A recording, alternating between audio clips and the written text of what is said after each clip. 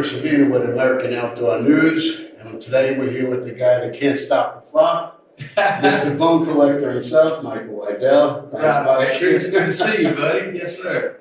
Now, I got to say, you are probably one of the trailblazers of our modern outdoor industry. How has it changed since you first came in?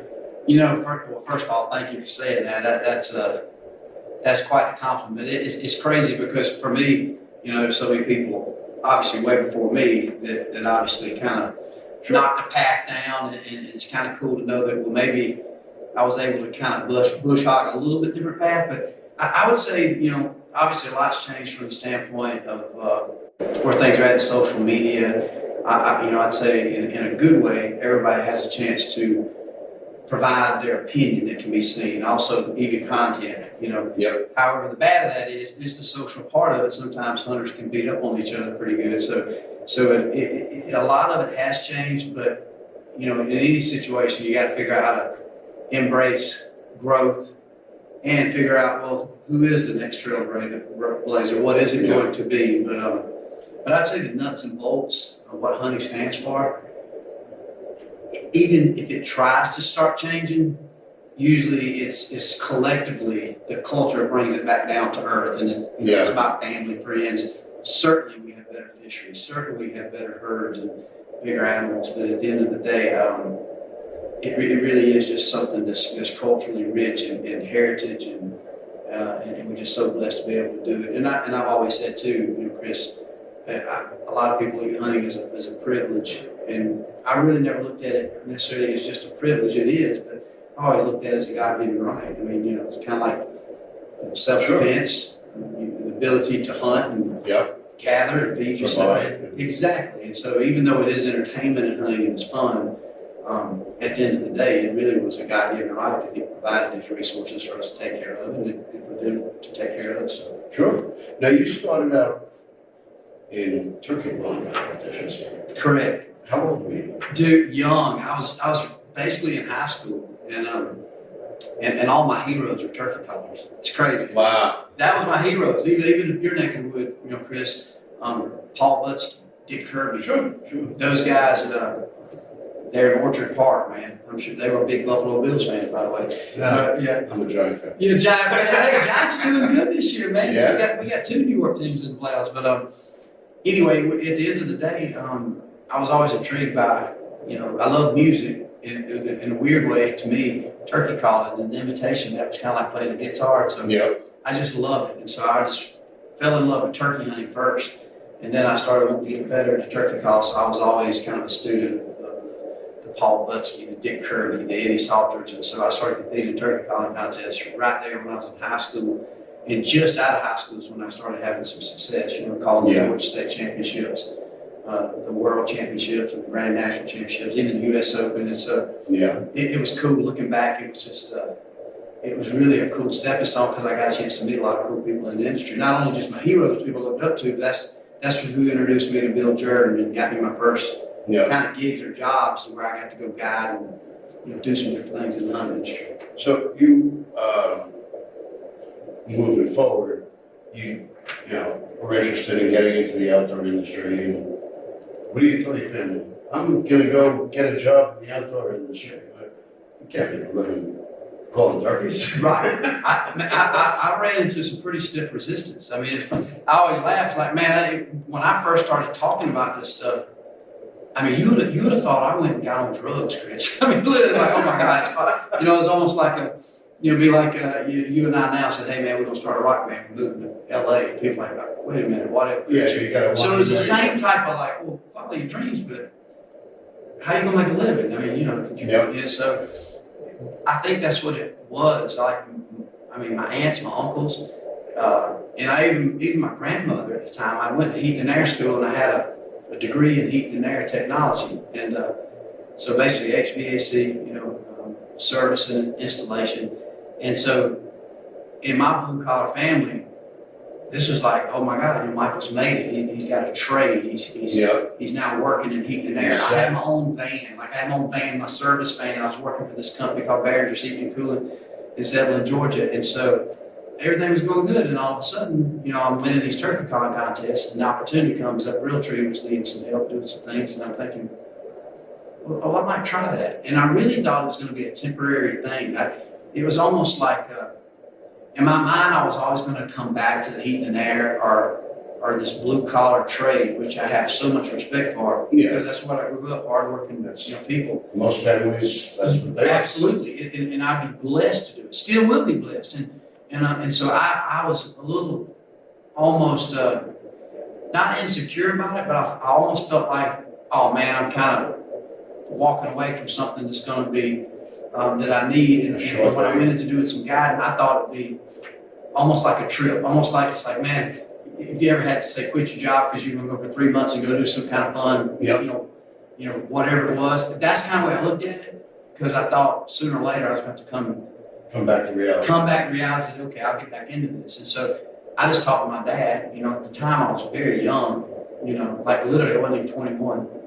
And I remember telling my dad about it. He said, well, hey, man, you're only young once and you ain't got a family. You don't have a lot of responsibilities outside of providing for yourself. My dad was really good to me, but he was hard on me in a good way with some tough love. Like he's like, you're not gonna live here.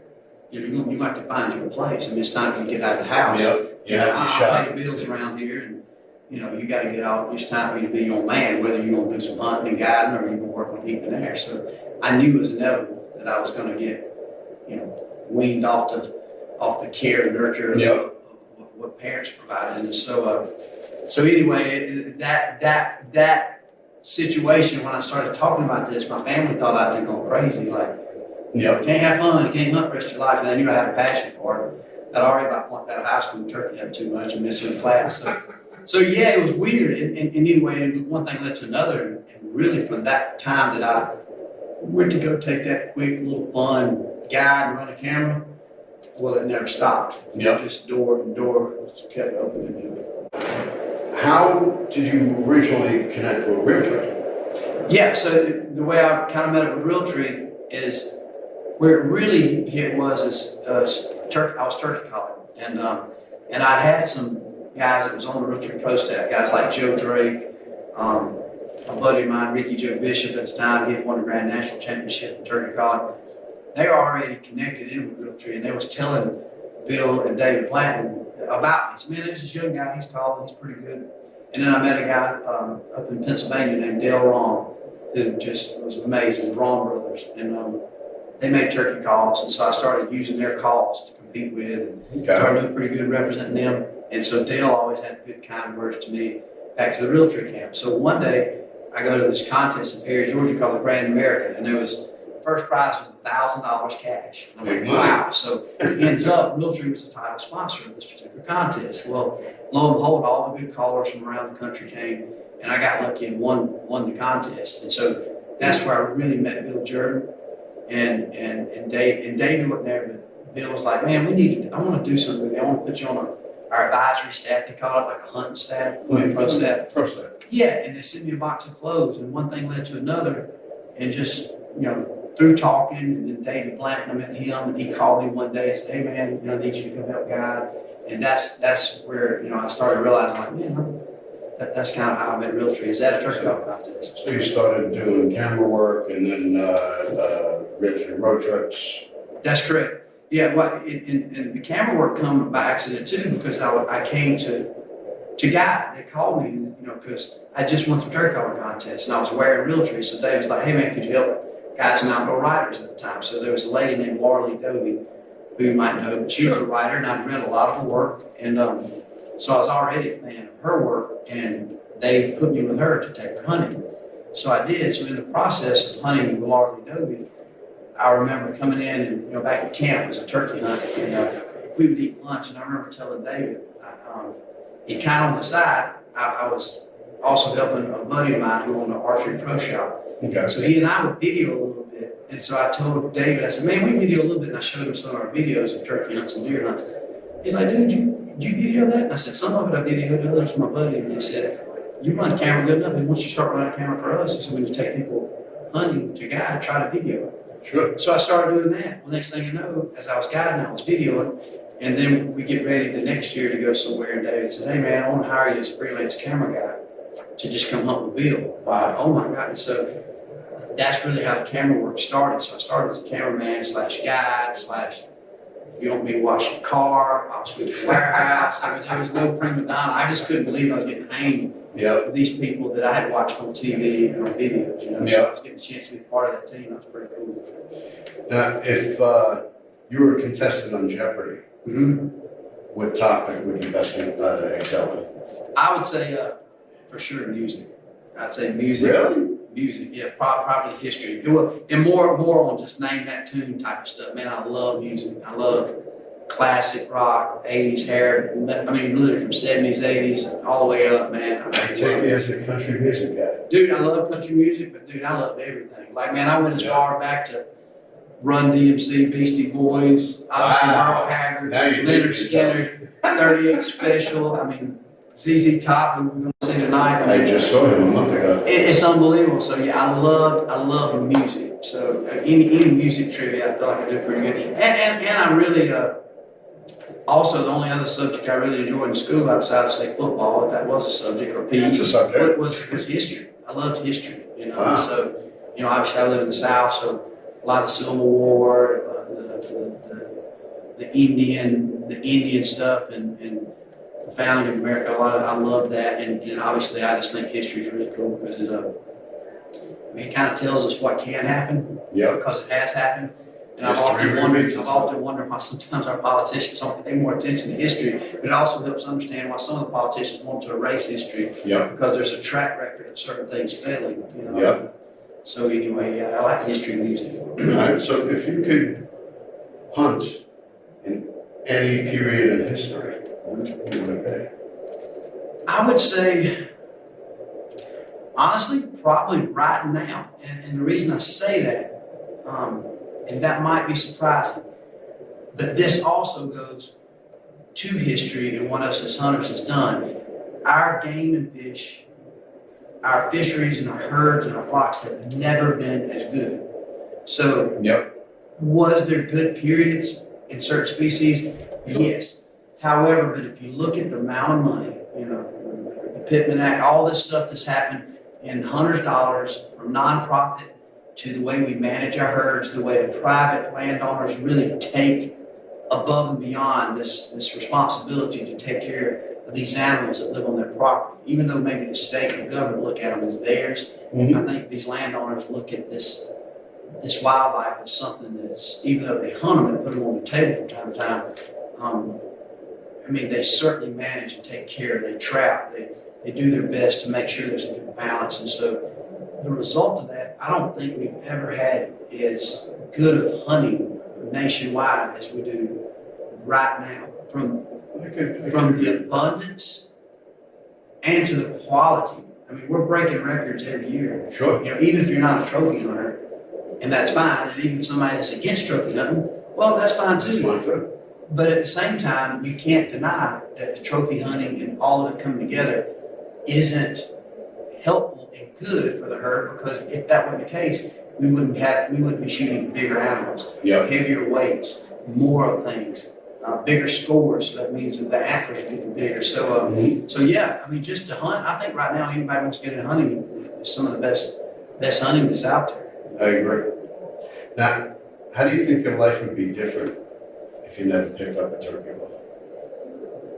I would like to think that I would have figured out a way to get through and try to maintain some happiness and joy, but drastically different. I feel like there would just been a lot of joy took away because, matter of fact, I was talking to a good friend of mine the other day, and we were sitting around talking around a campfire, and the question come up. It's like, even though we have a tremendous amount of ladies or something, as a grown man, I'm like, he asked me, he said, well, if you don't hunt, what do you do? And it's funny, and I'm sure many people can quickly say, "Oh, golf," or we can go see, ZZ Top in concert. We can go. Well, I do all that too, but there would be such a void Yep. if I hadn't picked up that turkey call. It would have the grassroots of what I know about life, and really, I don't know, the good Lord's resources, The opportunities wouldn't be the there. opportunities, who we met. I mean, you and I both just had lunch with Joe Montana. Yep, You know, I mean, think about it. That's really cool. You know, it is cool. inevitably a redneck from New York, a redneck from Georgia. We're just talking and meeting each other and hanging out and eating fine steaks and just Yep, living life. And you got all of us here in Las Vegas. And so anyway, drastically, there would have been a lot of things that I wouldn't have experienced. You know, could have something else come in that I could have chased after and tried to put everything I had in it that could have equally filled a void in another way that could be positive, possibly. But yeah, I wouldn't trade it. I don't even like to think about not giving up that first turkey call and having that passion for it. all right, well, what is your favorite unimportant thing that you do? Probably favorite unimportant thing I do. Again, it kind of probably one of the things I like to do a lot, and I really enjoy with my kids, especially my two boys, Meyer and Mason. But all my kids love music, but I love to play guitar. So I love to smoke a good cigar and sit around and jam with my boys. One's 18, one's 22, and That's oh man, so that it's been really cool because you know you get a little older. It ain't like I'm getting out there playing tackle man on football, you know. And I also I love I'm really busy. I like to be active. You know, those saying says if you got your health, you got everything, and I believe in that. And so long as I got my health, man, I like to be busy. I like to work. And man, we got little pit bikes, we race motorcycles, just have a blast, man. My wife calls me a man child, man. I'm you know, Aren't we trying all? to have a good time. That's right. That's right. So, getting back to career, Yeah. how did you come up with the Bone Collector? That's crazy, man. That's a cool story, and don't get asked a lot. Basically, what happened was when in 2007, I started working with Gander Mountain, and they hired me to host their TV show. So by me doing that, I had to leave full-time employment at Realtree.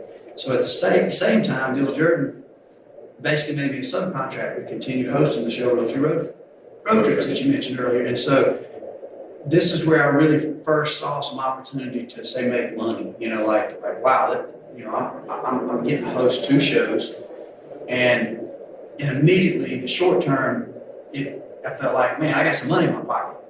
But I'd always heard invest. I've always heard, you know, man, you should do this or put it, you know, whether it's the stock market, buy real estate. And granted, I wasn't rich, but that was more money I'd ever experienced in 1 year span for sure. Sure. And I remember quickly thinking, well, where should I make an investment? I don't need all this money. I've been living on literally $40,000, $50,000 a year. And I was doing fine. I was happy. And so my thought process was, well, why don't I invest something else into the future and I invest in myself? And so I come up with the concept of me, Nick, Munt, and T-Bone Turner, basically, you know, doing a show very similar to Road Trips. And so I didn't have a name for it. And so where the name for that come up was simultaneously what even spawned the reason I wanted to invest in something was a lot of companies that I hadn't had a chance to work endorsements with, they was giving me opportunity, these signature series license type opportunities, which if you look at Realtree, that's been their model. You know, it's a licensing company. They license out their name, they license out their camouflage. And so I understood that model, and I knew it could be lucrative. It could lead to some, you know, long-term mailbox money and success. But most everybody was wanting to call it a Michael Waddell series, you know. And so the first big opportunity I had was Thompson Center, and at the time, Greg Rich was owned the company and was running the marketing. And he said, "Man, I want to do a Michael Waddell edition muzzleloader." And so I was excited. I was flattered. Yeah. But for some reason, I didn't like the idea of a Michael Waddell bone collector, Michael Waddell signature edition. I was like, man, that's a little shallow. I don't know my name. I don't know. And so we go up to the range and say, well, we'll figure it out. I just want to do something. And so we're shooting these guns. We had all these different models and configurations. We're shooting. And so what turned out to be the bone collector gun, I shot this gun. And I looked at Greg. I said, man, I don't know what we're going to call it, but this nature is going to be a bone collector. You know. And when I said it, that's it. It's the bone collector. This is the bone collector gun. And so from there, I flew home. And on the way home, I got to thinking, I was like, this is also the title of the show. Yeah. And so, anyway, the rest was kind of history. And I remember I had a graphic artist over in Alabama, and I said, hey, man, I'm just thinking of this idea. And I kind of told him the concept that literally I had wrote on a napkin on a plane on the ride home. and he come up with the logo. Like, we never really made any alterations to the logo. That the Bone Click logo is the original Wow. logo that he came up with. Now, I don't know if you remember this. This was a while back. With the Golden Moose Awards, I was doing the red carpet, and I called you up, I gave you a bag. Yeah. And you're like, what is it? I says, Long Island duckling bones. What the hell is Long Island duckling bones? It's you're the bone collector. I'm sure you don't have them. I do remember that. That's awesome. Heck yeah. Now, lastly, how would you like to be remembered in the outdoor industry? You know what? That's a good question. It's hard to say. I think in the end of the day, somebody that maybe spoke up when needed to speak up and fight for really the culture of all of us who like to hunt. And I know that might sound kind of weird to say fight for the hunters, but they say, well, nobody's fighting. And I think a lot of that fight is trying to talk to the choir, essentially, and trying to keep us together as a group of hunters, because everybody likes different things. You know, Yep. The things I love the most, like, people are very surprised when I say, what's your favorite thing hunting? I say, it's turkeys. It's like, man, you've hunted elk and sheep and all this stuff, and turkey's still your favorite? Like, it is. That might be surprising, but, you know, That's your what I choice. like is different than you. You know, people say, well, what's your favorite thing to hunt with? It's like, okay, well, it's a bow and arrow, but still every once in a while I get 308 and go hunt a deer.